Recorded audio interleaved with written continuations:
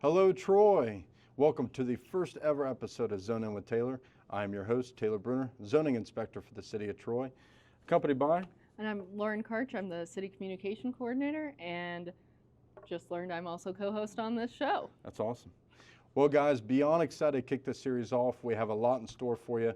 As of now, it's a 10-part series, but of course, we can always extend it. We want to hear from you. We want feedback. We want future topics of discussion. We do work for you, so we want to hear back from you on what you want to talk about. So, and you can always reach out to us at troyohio.gov as well. I know some of our social media we aren't able to allow comments, but shoot us a Facebook message, an email. Yeah, both of our emails are on the website. You'll find us. Yeah, we have the social media outlets, Facebook and YouTube. But we do want to thank Troy High School for helping us put this on. It wouldn't have been possible without you guys. Thank you, Mr. Owen, especially. So, they were a big help along this process. Now, the purpose of this podcast is to really just provide better education to the public and focus in on, all things planning and development, but also those big ticket items like the big capital improvement projects such as dam removal, streetscape project, or future roundabouts, right? Things people want to know and how it affects your city. But of course, we can talk about any other city matter that might be relevant. Again, we want to hear from you. If there's something specifically you want us to hone in on, leave us a comment down below or email us. Now, with that in mind, it's built in the name, right? Zone in, zoning. We have to start with a foundation. So zoning is our first topic of discussion. Zoning, was originally created to protect the life, safety, and welfare of the community. In simple terms, zoning is land use and regulations, right? But if you want a more descriptive, it's more of a legislative act the city does to, I would say, divide the land into sections or zones in this case to diversify use classifications or density scales. But it's everywhere you look, right? So as you look down a streetscape, let's take West Main Street, for example, you're going to see that buildings are positioned in a way that they have to meet certain setback requirements. They have to have landscaping or parking lot detail, right? So it's everywhere you look. I think that's one question that we get a lot is, who gets to determine land use? Like, why is one property, zoned residential? Why is one zoned commercial? Yeah, and it's a good topic to bring up. So ultimately, of course, it's a legislative act, right? So the city of Troy has always had some sort of development code, but over time it's been, revised and amended. So that amendment process, right, would go before Planning Commission to make a recommendation to City Council. In our form of government, you go Council Committee, and then has 3 readings at City Council. So Council is the ultimate authority that gives that approval of zoning amendments or the zoning map in this case. So behind us, you're going to see a live zoning map of the entire city. And so we'll kind of walk through that and showcase what the colors mean, and just go through it a little bit. So in our zoning map for the city of Troy, as of right now, we have 7 residential zoning districts. We have 2 agricultural zoning districts. We have 2 transitional, so that's where you're going to see more of the office residential, office commercial type. Those are your transitional. We have 4 commercial and 3 industrial. So with that, the yellows that you see on our zoning map are going to be more of your residential. The brown are going to be more multifamily type uses, 2-family or multifamily. The pinks of the city are going to be your commercial, and then the grays are going to be more industrial. Now, greens are always agricultural, but you're going to see lighter shades of green, right, on the zoning map. Those are going to be planned development. So something that's more a unique request, right? It's its own zoning district of itself. Those are pre-negotiated terms, or it's something unique that doesn't really meet the code. For example, more than one principal building on the lot. So those are its own separate pre-negotiated type of zoning district. And you'll kind of see, I mean, you can see our city limits here, right? Because once we get out into the county, that's managed by a different planning and zoning department, managed through a different legislative body. Yep, so that's a good question. So a lot of times people, they say, oh, I live in Troy, but it's outside our jurisdiction, right? It might say Troy on your address, but it could be, the county's jurisdiction or the township, whatever it might be. So the best thing you can do is just give us a call. If you have a question about your property, you can always call us and say, ask us what you can do with it.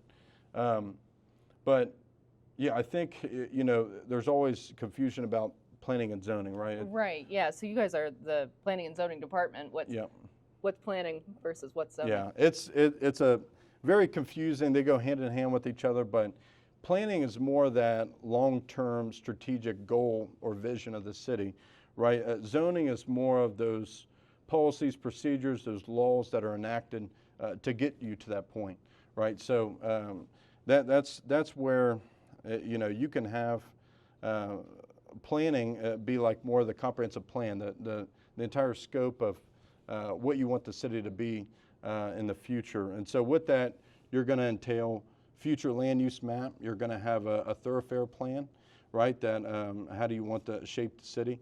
But to get to that point, you got to put in regulations that would allow those certain type of uses to get to that and to create that vision.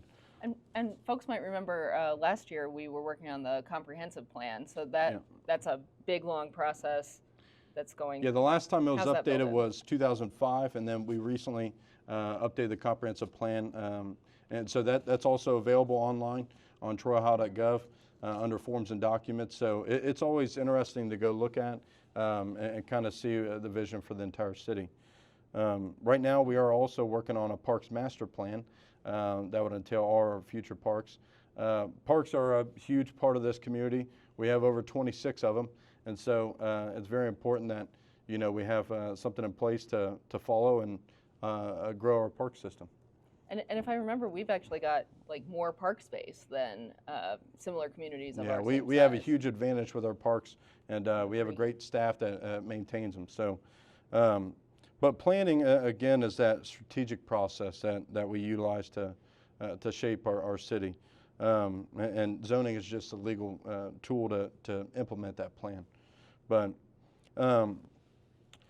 I think people commonly hear about conditional uses, right? And so that was a topic I want to bring up is, people might hear that word. Well, what's unique about the city of Troy is we no longer allow conditional uses. So that's really commonly found at like the county or the township level.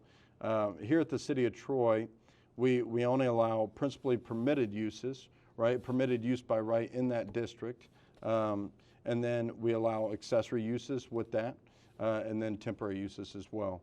But conditional uses, you're looking at more of going to a board with a unique request that might not meet the zoning district that it's in, and they get special approval for that. So that would be conditions. like a business in a residential area, something like that. Yeah, That's something what like we're kind that. of But moving away from. again, yeah, we at the city of Troy don't do that here. It's more of it has to be a permitted use by right. Now, when you look at a property, it not only has to be a principally permitted use, but also there's development standards a part of that. So, take a commercial, so something new that, let's say Greenville Federal, the bank that came in, they not only have to be a permitted use, but with that there's development standards like lighting, landscaping, parking lot improvements that have to be done, and even the signage gets reviewed. So you can't just have, if you want to set up a new nail salon, it can't be in, residential area, it can't be, can't have a bright neon green sign. Right, and that's kind of what, well, I think we're getting into like common zoning violations Sure. that we see, and essentially it's that. It's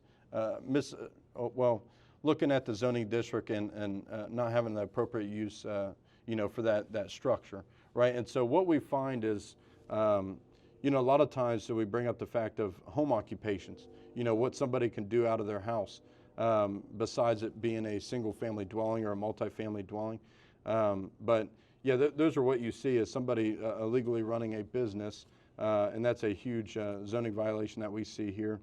Other ones that we see could be just parking in the yard, right? It could be outdoor storage, prohibited accessory uses like that. And we're getting to be to the time of year where I feel like people see you and the other zoning inspectors out a little bit more. So Yep. yeah, what kind Yep. of I know that it falls into not just like land use, but also upkeep, that kind of thing. What kind of reasons might people be unhappy to see you guys about? Yeah, I mean, springtime, you know, of course, brings a lot of projects, and another big thing that we see is people building without permit approval, right? So when do people need a permit to build on their there's property? there's strict you know, rules of when a permit is needed, but essentially it's anything constructed, right? It could be classified as an addition or accessory use. But yeah, in our zoning code, we outline when it is needed. But yeah, essentially, you know, for any project, I would advise just calling our office to see if a permit is needed. And we're going to cover the permitting in later episodes, but you should always check with the city if you need a permit, but also the county, because we do outsource to the county for all building standards and health standards. So you never know if you need a plumbing permit through county health, or a building permit through the county building department, or a zoning permit through the city of Troy. Sometimes all three apply. So I would just always advise to check with us if you need one. But that's another big, you know, misuse of the property is building without approval. It seems like you go through a process to help folks get into compliance. It's not like you just get a fine for. Yeah, our department, so the long planning grass and or something. zoning, yeah, we are unfortunately the complaint department, right? So, but we do take a lot of phone calls for complaints, right? But we also deal with the development side, the permitting side. But yeah, if you have issues with properties, don't hesitate to give us a call or email, and you can always get a hold of us. But yeah, is there? Let's see. I was going to mention one exciting thing while we're talking about cleaning up your home and yard and everything. Next month's our spring cleanup week with Take advantage of that. yeah, our solid waste. It's the week when you can put out extra bags of trash. So that'll be April 6th through 10th. You know, most of the year, your trash has to fit in your trash can. That week, go ahead and exceed the bin, put out your extra bags. We do ask that any additional trash be bagged. Anything that's like, you know, furniture, the big stuff, that goes along with our usual special trash pickup. So They can also set up anytime they brush or, and they can also set out brush that is. yeah, it doesn't have to be bundled or. Yeah, it doesn't have to be bundled and Yep. it doesn't have to be bagged for just that week. The rest of the time, we do ask that, you know, if you've got a giant stack of twigs, twigs or whatever, go ahead and Yeah, it has to be twine bundled. those up. And Yeah. yeah, so that's. Is there any good other one. announcements? What else we have? The cemetery. Cemetery cleanup. That's an exciting one. But truly, people, you know, want to make sure that their loved ones' graves are taken care of, and our cemetery department does a lot of their cleaning between March 15th and April 15th, kind of getting things ready, weed whacking. I mean, they weed whack and mow throughout the year, but just doing a little more intensive cleanup. So we do ask that if you've got any, you know, wreaths, other decorations, people have the little flags and stuff. Make sure those are in compliance with our cemetery rules and regulations. You can find those on our website. And anything that's removable, we'd ask that you take that stuff home with you before March 15th and then put it out again. Okay, I've got one more question. One more? Just because, well, we got to do a little field trip with our Mayor's Youth Council yesterday, and they always bring the best questions. And it's always like, what's the weirdest thing you've ever seen? So what's like the kind of strangest zoning thing you've learned in this job? Well, let's talk about Weirdness. animal husbandry, Oh, right? no. So, you know, somebody breeding or carrying of farm animals on their residential lot. That can- Weirdest thing I've came across is a horse on a property. See? So, No, I would not expect that. yeah, in the so city to of the Troy. average person, you cannot have farm animals on your property. That is a zoning violation. That's animal husbandry. All right. So, Tall dogs allowed, but yeah, that's gonna be the but limit. no, I did find a horse. That was the that was the weirdest thing I came across. But we do get inquiries for chickens. You know, bring up the sore subject of chickens. not the sore subject of chickens. So chickens are not allowed quail are not allowed. Any type of farm animal that's considered animal husbandry. So those are We not do have allowed. a process for bees now. Yeah, so that's something that's recent, only allowed in certain zoning districts, but beekeeping is something new that the city has added. Sure. That's interesting. We have only one bee apiary that's in the city. So yeah, if you're looking at doing bees, come talk to us. So, yep. That's a great note to end on. Yeah. But again, if you have questions, you have concerns, don't hesitate to leave a comment down below, and we'd love to hear from you. And let us know what you want to hear, and we'll be sure to include on future topics.